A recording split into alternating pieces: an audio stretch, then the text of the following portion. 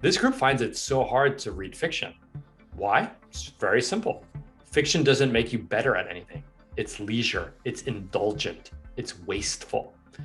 What a crazy, and again, I'm directing this at myself, what a crazy world we live in, where something that is beautiful, that has stood the test of time, that brings you joy, would be so categorically dismissed because it doesn't move the needle towards something bigger, something further. It doesn't make you better. It doesn't make you more effective. It doesn't make you more money. I'm James Stuber, and this is the Strangely Earnest Podcast. Today's guest is Khe Hy, owner of radreads.co and creator of the excellent Notion course, Supercharge Your Productivity. In our chat, we skip right past the talk about Notion templates and productivity hacks and dive into some deeper existential questions. We discuss introspection techniques, Telic versus Atelic activities, some of the core reasons behind our behavior, and much, much more. I really enjoyed this chat with Khe, and I think you will too. Khe, thank you so much for coming on. Hey, James. Pleasure to be here. Thanks for having me. Yeah, after 15 years on Wall Street, Khe jumped ship to go surfing and write newsletters and be a solopreneur. It's been about 6 years since that point. But one thing I wanted to ask you was, if you could do it all over again, what would you change about your journey? Ooh, you mean my life journey or my entrepreneurship journey? let's narrow it down to just your solopreneur entrepreneurship journey. What would I change? So I'll start with, I have this belief, like a worldview, that we're just the sum of our experiences.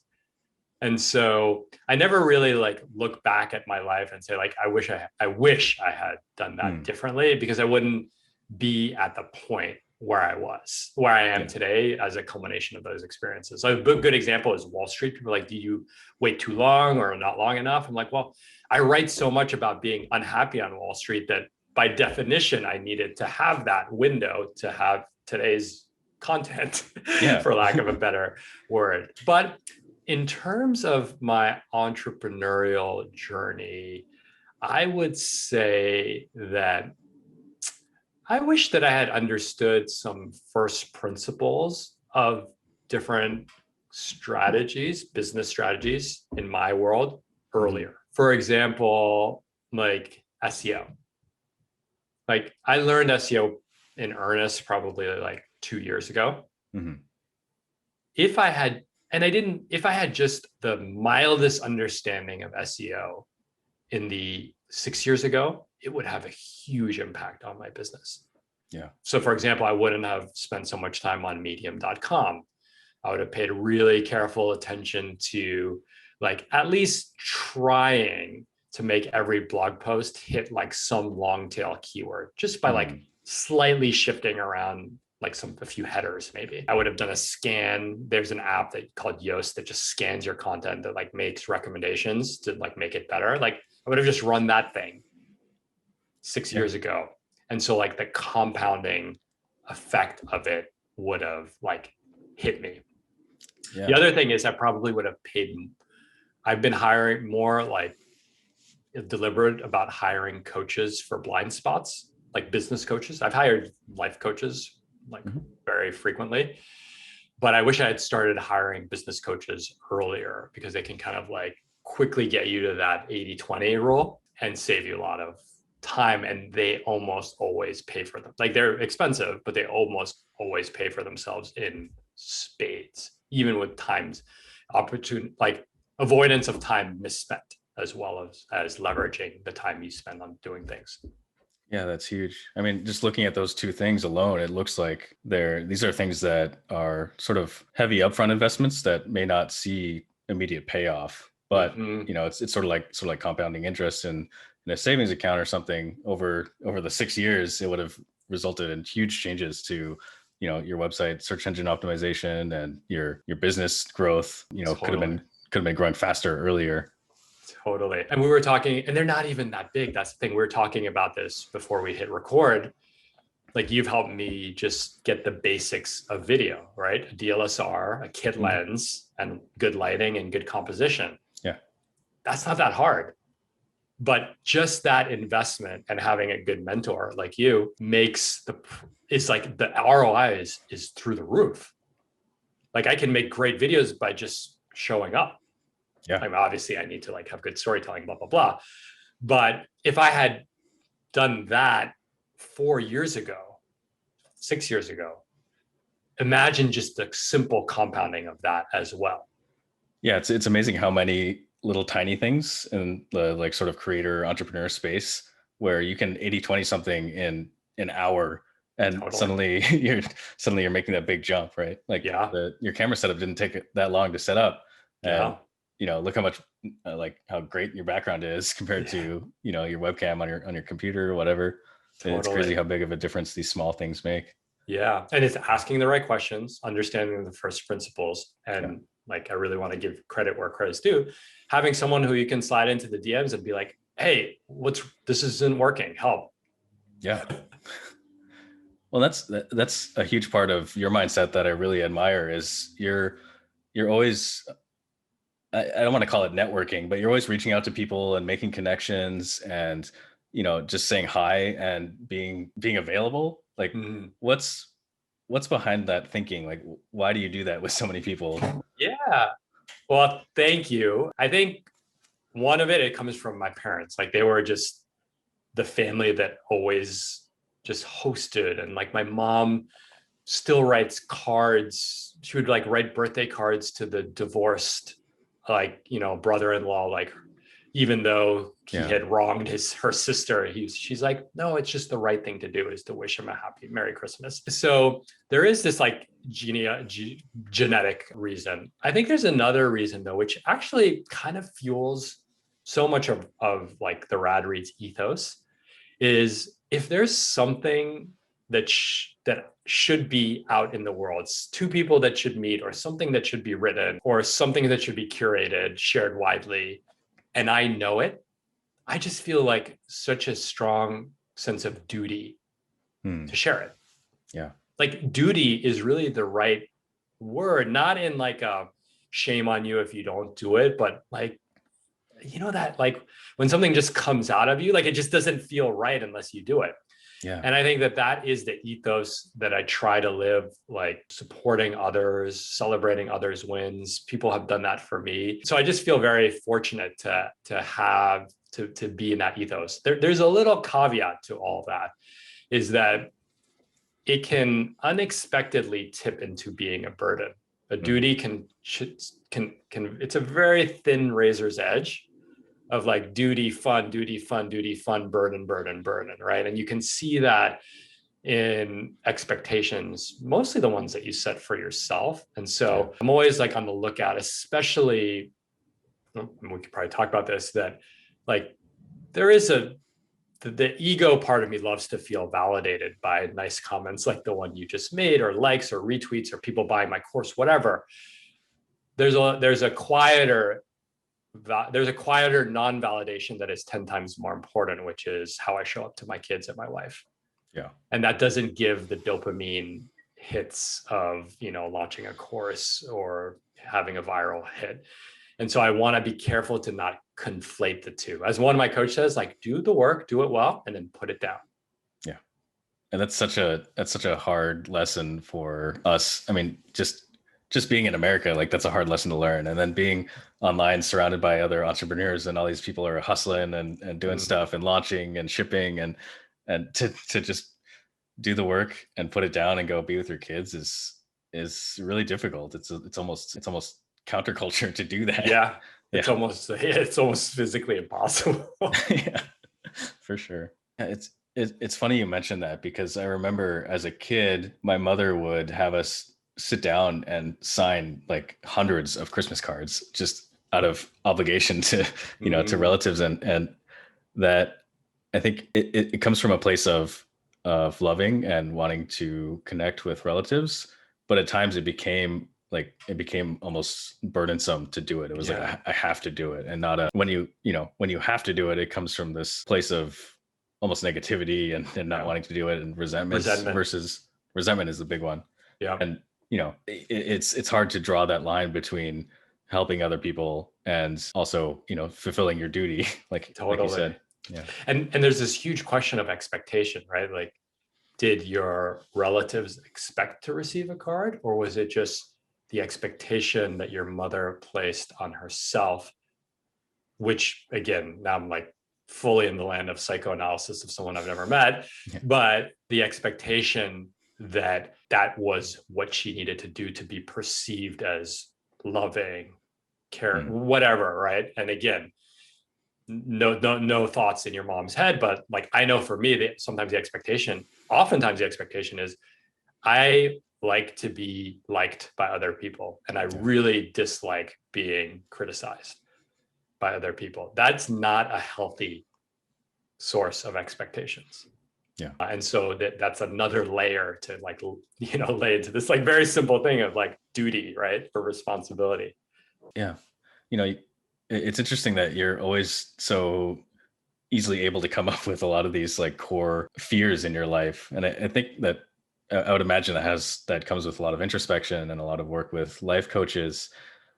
What do you say to someone who maybe doesn't have a good clue onto like, well, why am I doing the things am I doing? Like, what is that core underlying fear that is holding me back or making me act in this way or these sorts of things?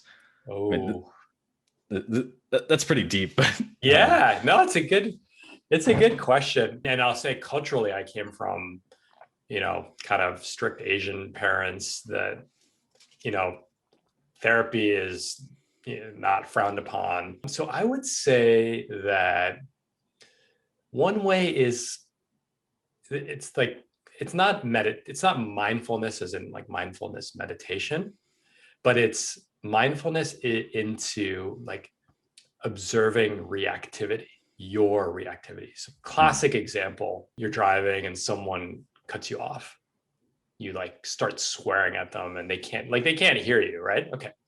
So you could say like, well, the punishment or the consequence didn't fit the crime.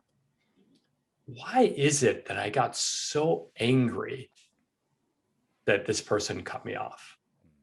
And then so A, you need to know to ask the question, right? But reactivity is a good one, right? Like, where am I reacting in a way that just feels off? So you could use that car example. One could be like true safety, right? Maybe you lost a family member in a car crash, and the thought of perishing on the road is one that's always on your mind. It's probably not the case for most people who have road rage. One might be justice, right? Like, you're treating me unfairly, or respect. You're not respecting me as a driver, right? Why is respect important? Like, respect is a virtue, but respect on the road, what's below that? Maybe there's a boss who doesn't respect you or a coworker who doesn't respect you. And so that is just a gateway. So there's, safety, respect, impatience. You're in a rush. You're like rushing me to get to somewhere. Like, well, what are you rushing to? Why don't you feel like there's enough? What's making you feel rushed? What would you do? What are you not doing because you are so rushed?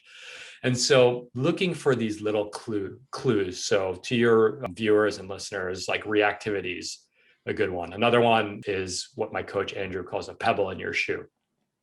Similar. It's like something feels off, but not off enough for me to stop and consider. What's the pebble in your shoe? The tenuous relationship you have with your girlfriend, boyfriend, the fact that you get a pit in your stomach every time your boss emails you. Like, go one step further, two steps further, and oftentimes just writing it down. Like, and use these two prompts, like journal reactivity, journal. And again, don't like 7 notes, morning pages, but like, why did I act that? Why did I respond that way when I got cut off on the 405?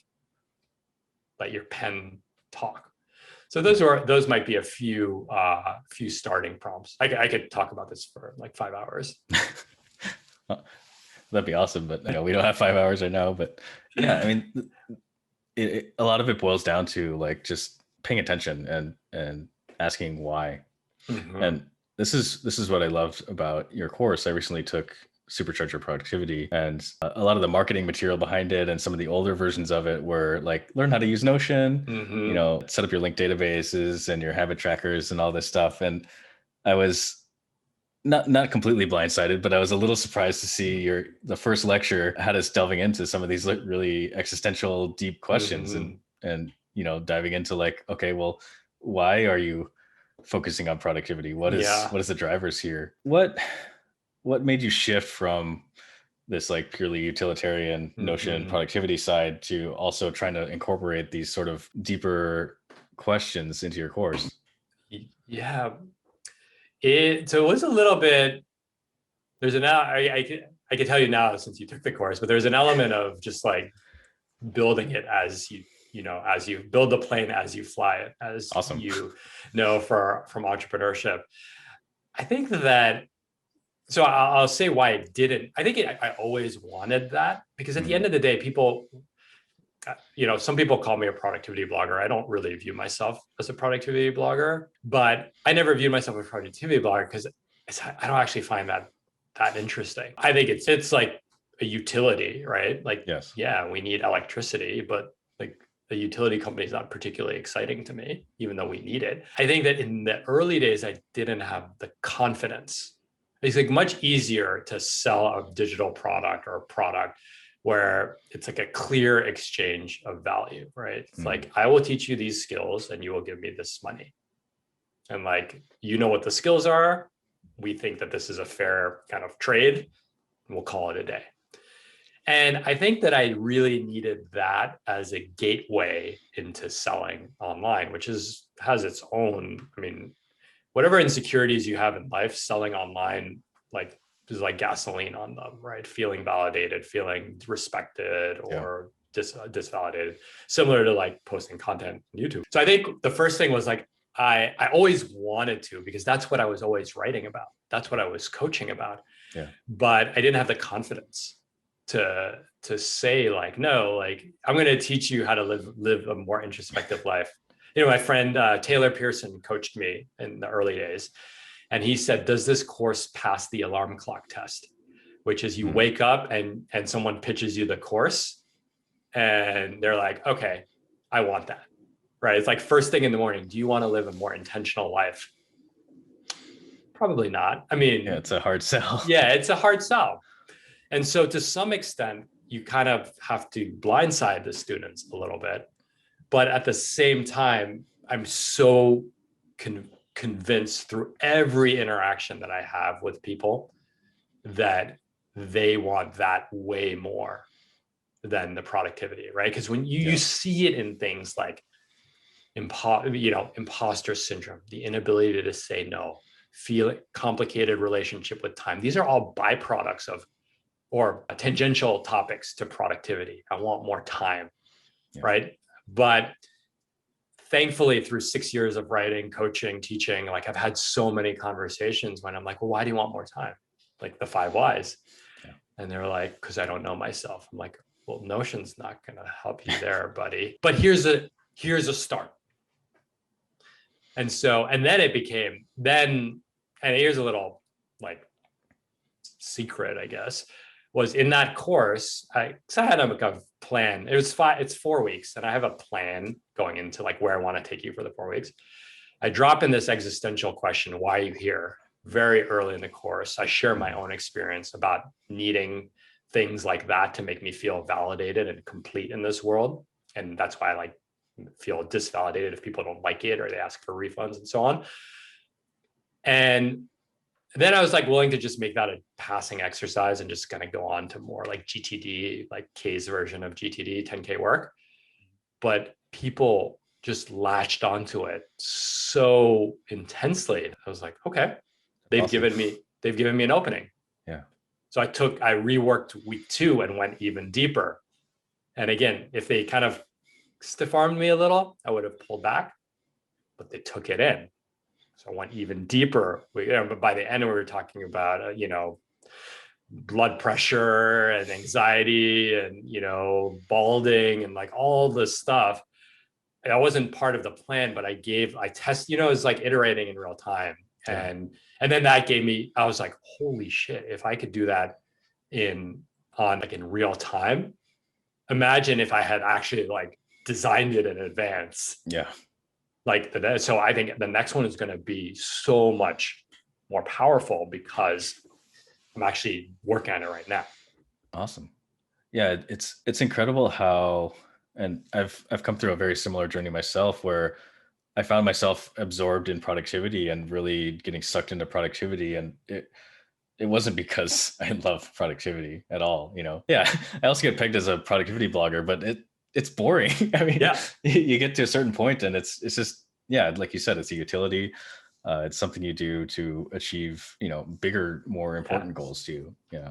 And yeah, this kind of realization has me also shifting from like, okay, so I don't want to position myself as a productivity person anymore, hmm except where I can grab people who are like me, you know? yeah, Like there are people who are like me who will hear the five whys thing and go, yeah, I want more of that, right? yeah, People in your yeah, course who you know, they come across these deeper vulnerable questions and realize that that's what they were looking for. It totally, wasn't the Notion dashboard or the, you know, the pretty linked exactly. databases. Yeah. And you know what, James? I'm sure you realize there's so many of those people out there, Yeah. and it's almost like the the productivity thing is just it's like a tribal identification, Hmm. right? It's almost like if by definition of you looking up a productivity course, you probably are struggle with your own ambition. Yeah. So it kind of like weirdly positively selects. Don't get me wrong, people have asked refunds. They're like, this is not what I thought I signed up for. Yeah. Not as many as you would think, given the hard pivot that took place. But that's something that I think about. That's what I've realized, and that's also that's kind of like you and I, we share this kinship on Twitter and social, where like we're open. Like that's the thing, is like you were surprised, but you also weren't surprised, Yeah. because there's probably something that drew you into that vein of thinking when you bought the course.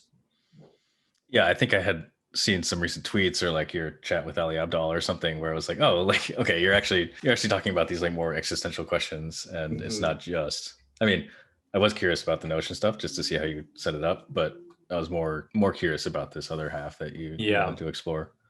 and So I'm excited to go deeper on that other yeah. half. Like I think that we just scratched the surface, right? Because we still were masquerading as a productivity course, and so we had to deliver that part of it. Yeah. But if you just get into, the deeper, like that question, like how do you learn how to know yourself? Like how do you begin the process of knowing yourself? Yeah. And that's, I mean, that's not something you learn in school. That's not something Yeah, you learn in, you know, on TV. Like those are hard questions that, you know, it require a lot of introspection, a lot of looking at yourself. And I'm really glad to see that you're doing something to bring that idea to more people. oh, thank you, man. Well, we're blazing these trails together. Yeah. Come join our crew of existential product. We need like a good branding. I mean, that's Yeah, we that's the got to thing. come up. Productivity commands so much mind space, just in general, in like Western culture, that you'd be kind of foolish to just let go of it, right? Because it is that like canary, like that rallying cry. Yeah. But I think that, I was thinking about big ideas like the black swan and deep work, and like there is a way to grab that group in a pithy, memorable way. Hmm. And that's because a lot of people identify with a lot of these questions, and they want to go there. Yeah. I think before they didn't want to go there, but I think like now it's like wellness culture, meditation, that's kind of percolated in therapy, is like, so, it's like you're weird if you don't have a therapist at this point. So it's kind of like the taboo is kind of worn off. And so there's like a real opening there to kind of grab those people and say, hey, like, let's go deeper on this part. Yeah. I almost view it like productivity as the Trojan horse to sort of open Yeah, people up and get them to realize that, hey, you know, the thing I'm actually looking for is this, you know, whatever you totally. want to call this. And yeah, And we need productivity to. is like alcohol, like to some extent, Hmm. right? Because it Oh just, yeah, it's addicting. it's so addictive and Yeah, you feel good. it gives you that like very, very short-term high.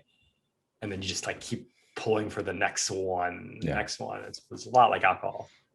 Yeah. I mean, I've had stretches of weeks where I'm just, sun up to sundown, I'm doing like Pomodoros all day and like really getting a ton done. And it's just, you almost turn into a robot, Mm-hmm. it's not healthy, but Yeah. it feels so good in the moment that you just want to keep doing it. And it's Yeah. definitely a trap. Yeah. We need to come up with a name, kind of like Yeah. Rome Cult, or like, any of these things that would be more catchy. 'Cause Totally. existential is a little scary. Exactly. Yeah. Yeah. Yeah. One thing you brought up in class that I think a lot of people really resonated with was this concept of telic and atelic work.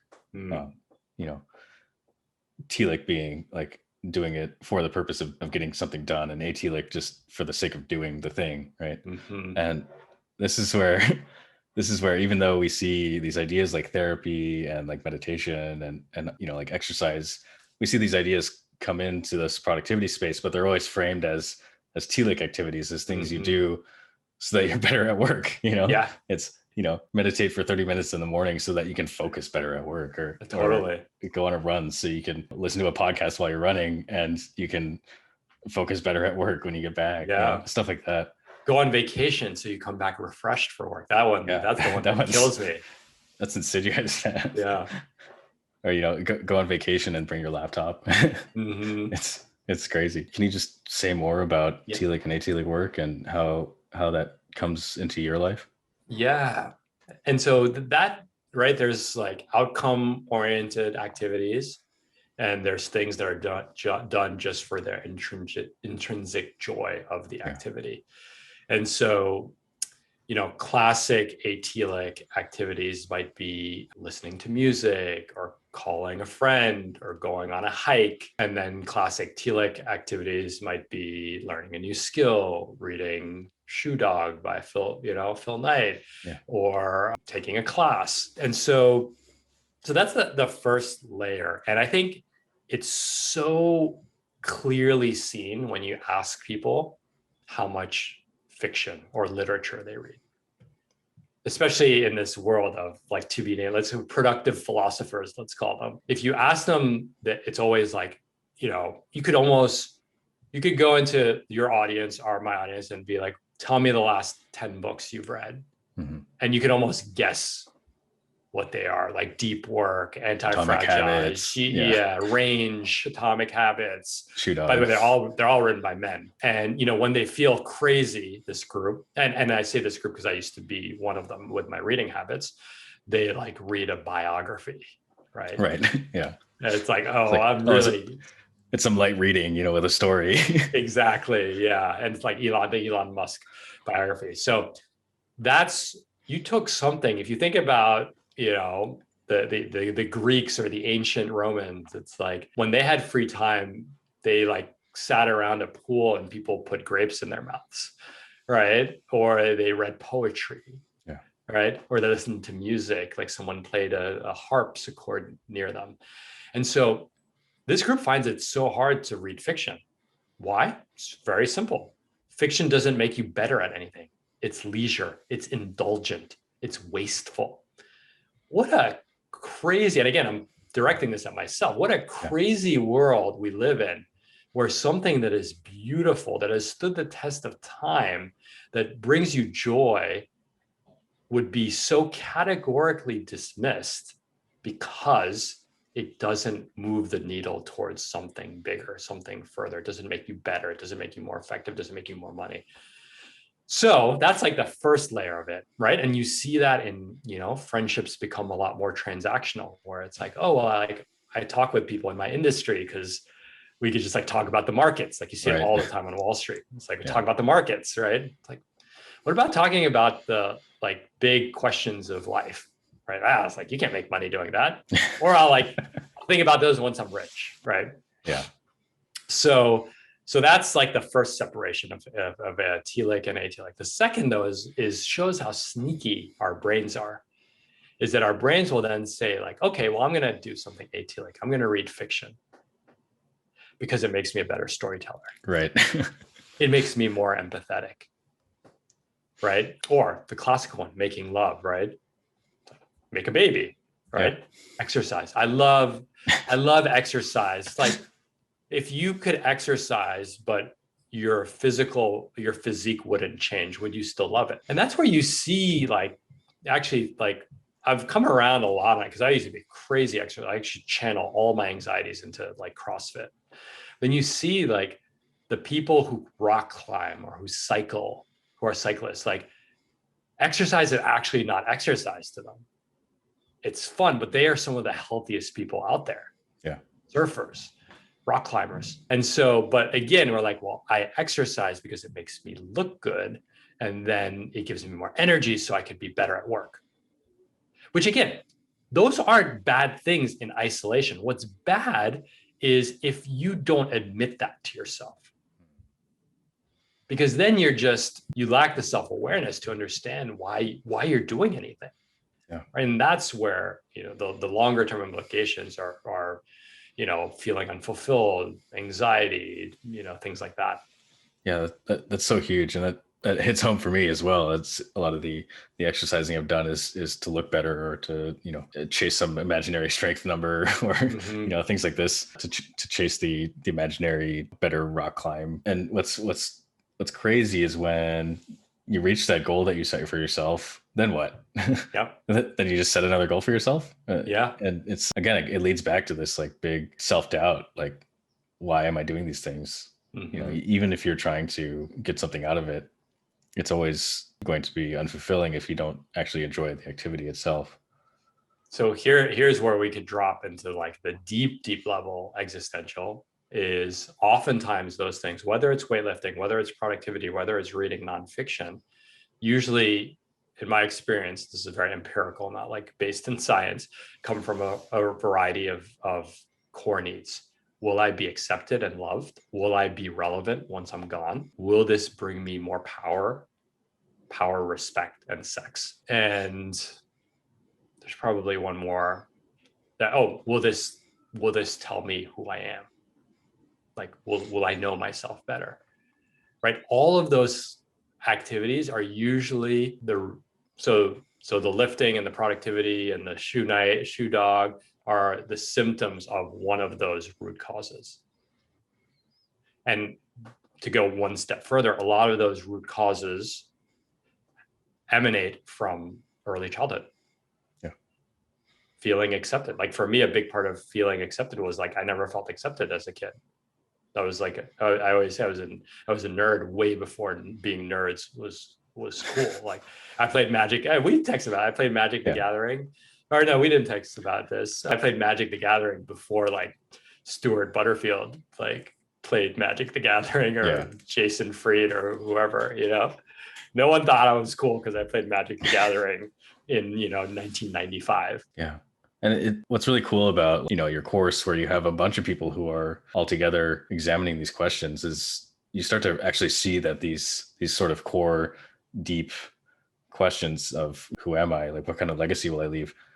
These are all, they may be slightly different from person to person, but we all have these really deep-seated fears, and you can categorize them into very few buckets. And when you open up with other people and see that everyone is operating from these sort of deep-seated places of deep fears, it becomes so much easier to connect with people and to accept people for who they are, and be a little more lenient with, the guy who cuts you off in the street. It sounds crazy, but you can make really, really strong, deep connections with people when you are willing to talk about this stuff. And that's the thing, right? I think you said this earlier. No one teaches us this, particularly like in the world of high performing, more men and women. And I say that more just as the lack of diversity in the higher ranks of, big companies, gender diversity. But no one teaches you how to do this. And I think that's what excites me about this moment, is like, there's a willingness to have this. There's a willingness that like, if I had this course like 5 years ago, people would have been like, go back to your ashram, like, you freaking hippie, like, like they would. People weren't ready for that. Meditation was just secular enough to like get its foothold headspace in. to take off. Yeah, And exactly. Yeah. So I really do think that there's this really powerful moment, unique moment right now, which these conversations, I feel like I have had more and more of these conversations. Before it felt like it was just like me writing in isolation about these topics for the past 5 years, but now I really see like huge communities like sprouting up and about around this. Yeah, that's interesting you're seeing that, because I've also been noticing like, oh, there's more people talking about different forms of therapy and different forms of meditation and examining some of these deeper core values. And part of me was like, is that just because I'm searching for it, or is there actually like something bigger going on? But having heard you say that there's probably something bigger going on, and having talked to other people who aren't necessarily directly in my friend groups, I do also see this like there's a sort of change, like people are looking for these things, and Totally. I'm really excited about it, just like you are. Like there's a big shift happening where maybe something could change. And I give you one example if you think it's unclear if it's happening. I don't know if you watched the recent recast of Queer Eye for the Straight Guy. No, I haven't. They don't even call it for the straight guy anymore, Queer Eye. But basically it's a show. So 10, 15 years ago, it was like much more about fashion and just kind of introducing gay culture to the mainstream. Yeah. But it was very like cliched about, you're stylish, you cook and like you have good hair, right? It was very cliched in that regard. In this regard, it's really about, in this show, it's a transformation. And they take one person who like doesn't feel loved, doesn't have their self-worth, is struggling, and shows them through all these different facets of their lives that they can have a transformation, but external and internal. In fact, one of the 5 protagonists or guys in the posse is a life coach. So they have like, it's like popular Netflix show. Yes, very progressive in terms of who it's targeting, has like a life coach on call. Like his whole job is to have these kinds of conversations. This is a show that like tens of millions of people watch on Netflix. Yeah, it's huge. You talked earlier about how you've had, many life coaches, many business coaches. If you're someone who's sort of new to all of this and maybe you're looking for some guidance, how do you vet a life coach? How do you vet a business coach online? Because life coaching still has this sort of like, what's the word? Like there's like a taboo around life coaching where it's like, oh, it's not real. Like they're just snake hucksters. oil. Right. Yeah. Well, I would say that life coaching is actually easier.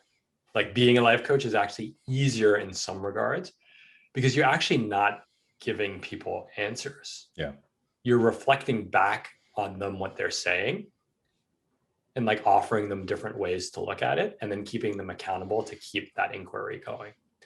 You're almost encouraging this reflexivity that drives these deeper questions. Yeah. Exactly. And so I would say that would be one thing. The second thing, and again, there are like life coaching bodies, standards. I think this is what I love about the internet is if I read, right, if I'm reading someone's blog and they're consistently making me think, and this is how people found me as a life coach. And I'm like, I jive with this person's philosophy. They seem to know. I'll just send them a cold email. Or like oftentimes they have like some contact me page. In fact, like one of my life coaches saw me on Ali's thing, LinkedIn, sent me a LinkedIn message. It's like, will you coach me? And just felt like super like I didn't want to go through the sales process. It was just like so abrupt. And I'm like, no. And I just kind of named like a throwaway price. And the money showed up in my account. And I was like, I guess, and wonderful client. So I would say so you can kind of like get a vibe from people through social and all that. You got to be also really careful because there's a lot of people buying paid ads. Right. So I'm talking more of like the non-platformy person. But an easy gateway towards life coaching is actually so much of the kind of contemporary self-improvement. Mhm. Because it's just like, I mean, I'm not saying anything surprising. Like in like one of the questions in my class is, if you didn't have to work for money, give me a detailed accounting. You don't need to buy my class to get that. That's actually quite a common life coaching question. Yeah. And so if you're skeptical, you can go in, get, if you want one that's stood the test of time, The Artist's Way by Julia Cameron, right? That's a life coaching book. It's like, rate your happiness, rate your this, using like a bubble chart and like all that. So you can start there. The problem with that is that so much of it comes through conversation. Yeah. Right. And just conversation itself, but also the accountability of conversation, right? Which is actually why the course works so well. So I would say, like, look for the people who you respect, that have these interesting ideas, and then try it out. I would also say that oftentimes group coaching is a good gateway as well. It tends to be cheaper. And again, what you really want is just like someone to force you into that way of thinking. And then lastly, therapy, right? I mean, therapy is the OG of life coaching. Chances are your insurance covers it. So again, you can get a taste of what that process feels like. Yeah. One of the things I love about Twitter and about people blogging and this sort of thing is, like you said, you're able to get a sort of vibe or like an idea of what people are thinking and what their sort of mental frameworks are looking like. And when you find someone who resonates with you, you can message them. That's what's amazing about the internet. It's like you can message Kay, you can message me. I mean, I've met some really, really close friends on Twitter.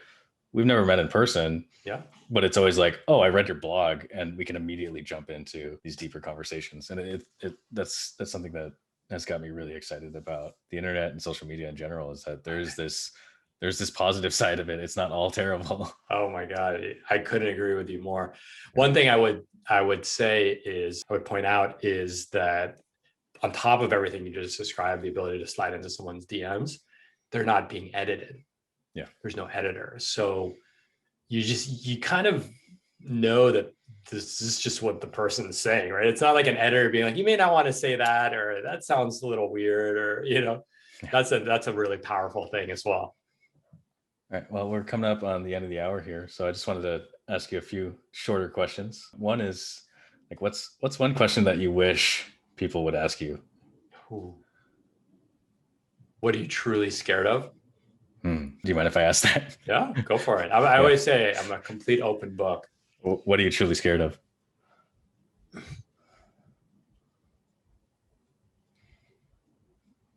I'm truly scared of.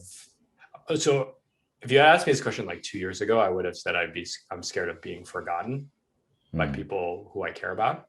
But I just realize that that's just life, right? Like, the people who will remember you, even they will disperse with time. So I've come to peace with that one. I think I'm really scared of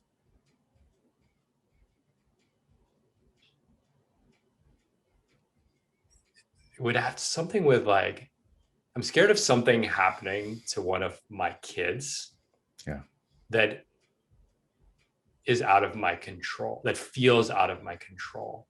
And I mean, obviously that includes things like, depression, abuse, things like that. But I think it's even like one layer down, like, you didn't provide X for me.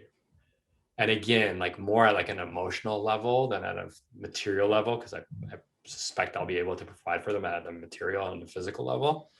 So it's like there being something that I'm unable to provide for my kids, that it like drives a wedge between, like a permanent wedge between us.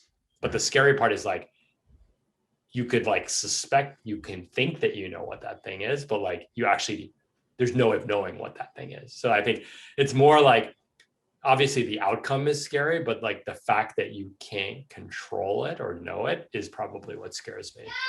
Yeah. Yeah. Wow. I mean, thanks for being so vulnerable. That's a big one. On a more lighthearted note, Yeah. what's your favorite fiction book? Favorite fiction? Or maybe favorite fiction in the last year? Yeah. Well, I will say it's not lighthearted, but I'll say there's a book called A Little Life by Hanya, like Yaga. I'm gonna butcher her name, but it's Hawaiian Japanese, I believe.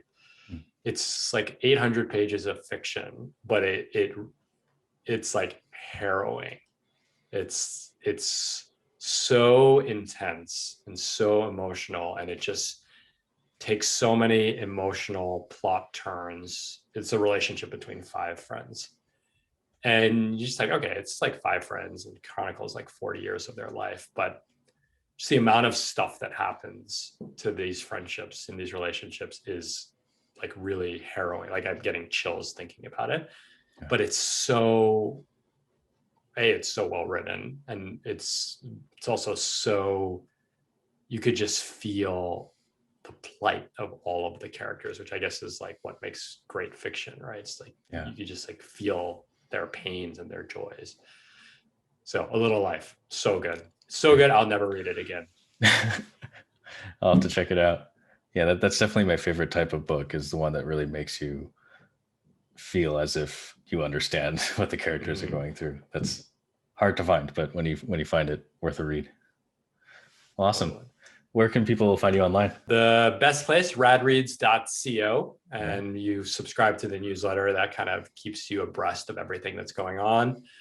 Super active on Twitter. I would say just Google Khe Hy Twitter is probably the fastest way to find it, and in the show notes. And thanks to James, starting to put a little dent in YouTube. Yeah. All right. I'll link all those below. Thanks so much again for coming on, Khe. This has been great. Awesome. Thank you, James. Thanks for being you, man. I appreciate you and our friendship. Thanks. Likewise. Okay, see you around. See ya.